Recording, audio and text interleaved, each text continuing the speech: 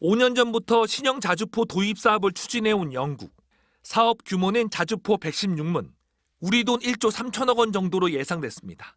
우리나라는 현지 방산업체들과 협력하며 완전 자동화 포탑을 탑재한 K9A2 버전을 내세워 독일과 경쟁을 벌여왔습니다. 하지만 영국의 선택은 K9 자주포보다 비싼 독일의 신형 자주포 RCH155였습니다. 비슷한 시점에 세계 2위 방산대국 프랑스는 이례적으로 한국산 무기 견제에 나섰습니다. 마크롱 프랑스 대통령이 기자회견까지 열어 한국산보다 유럽 방산을 발전시켜야 한다고 말한 겁니다. 러시아 우크라이나 전쟁 이후로 계속해서 유럽 내 방산이 스스로 뭉치고 있다. 성능의 문제는 아니고 이건 현재는 이제 정치적 외교적인 문제가 깊이 작용돼 있다 볼 수밖에 없고요. 엎친 데 덮친 격으로 잠잠하던 일본 방산 업체들까지 세계 방산 시장에 본격적으로 뛰어들고 있습니다. 일본은 지난해 필리핀에 방공 레이더 4대를 수출한 데 이어 오는 2030년 실전 배치를 목표로 영국, 이탈리아와 공동으로 6세대 전투기 공동 개발에도 나서고 있습니다. 개발 중인 국산 전투기 KF-21과 경쟁은 불가피해 보입니다. 여기에 분쟁 지역에 살상 무기 수출이 가능하도록 방위 지침을 개정할 경우 K방산의 위험 요인은 분명해 보입니다. 빠른 납기와 가격 경쟁력을 넘어 이제 기술 고도화와 유럽 방산업체들과 공동개발 전략으로 방산시장 굳히기에 나서야 한다고 전문가들은 조언합니다. MBC 뉴스 정영민입니다.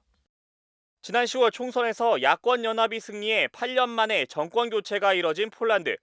총선 승리를 이끈 도날드 프란치세크 투스크 대표가 현지 시간으로 11일 열린 폴란드 하원 투표를 통해 새 신임 총리로 확정됐습니다. 새 정부가 본격적으로 출범한 겁니다. 폴란드의 정치 환경 변화는 국내에서도 비상한 관심을 끌고 있습니다. 러시아의 우크라이나 침공 이후 불안을 느낀 폴란드가 국내 방산업계의 큰 손으로 부상한 상황에서 전임 정부와 맺은 거액의 방산 계약이 자칫 영향을 받을 수도 있다는 우려 때문입니다. 로이터 통신에 따르면 현지 시간으로 지난 10일 폴란드 야권연합의 주요 인사인 시몬 호어부니아 하원 의장은 폴란드 민영방송에 출연한 자리에서 총선 이후 전임 정부가 서명한 합의는 무효가 될 수 있다고 언급했습니다.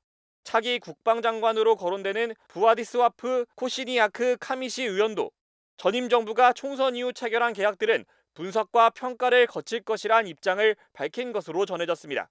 지난 4일 하나 에어로스페이스가 폴란드 군비청과 K9 자주포 152문을 수출하는 내용의 2차 계약을 맺는 등 최근까지도 큰 계약을 맺어온 국내 방산업체 입장에선 불확실성이 커진 겁니다.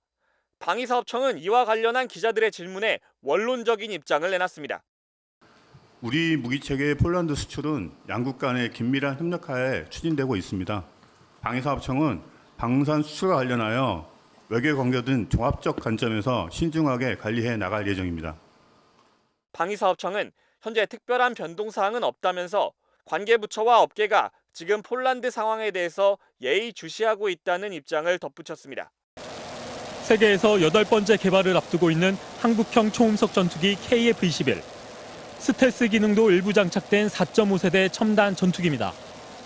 개발비 8조 1천억 원의 20%인 1조 6천억 원을 2026년까지 인도네시아가 부담하기로 했었습니다. 그런데 지금까지 인도네시아가 납부한 돈은 3,800억 원 정도. 1조 원 넘는 돈을 차일피일 미루며 내지 않던 인도네시아는 결국 6천억 원만 내겠다며 1조 원을 깎아달라고 요구해왔습니다. 결국 정부가 이 요구를 받아들이기로 했습니다. 분담금 문제가 KF-21 개발 일정에 영향을 미칠 수 있다는 겁니다.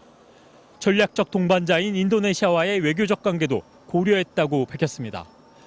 인디아와의 경제적 협력이라든지 이런 다양한 부분에 대해서도 저희들이 전체적으로 고려를 하고 있는 상황입니다. 돈을 깎아준 만큼 6천억 원어치만 기술을 이전하고 주기로 했던 CJ 비행기 한 대도 안 줄 수 있다는 겁니다. 깎아준 1조 원은 우리가 부담해야 합니다. 방사청은 이제 와서 개발 비용을 줄였다며 당초보다 개발비가 5천억 원가량 줄어 실제 우리 부담은 1조 원이 아닌 5천억 원이라고 했습니다.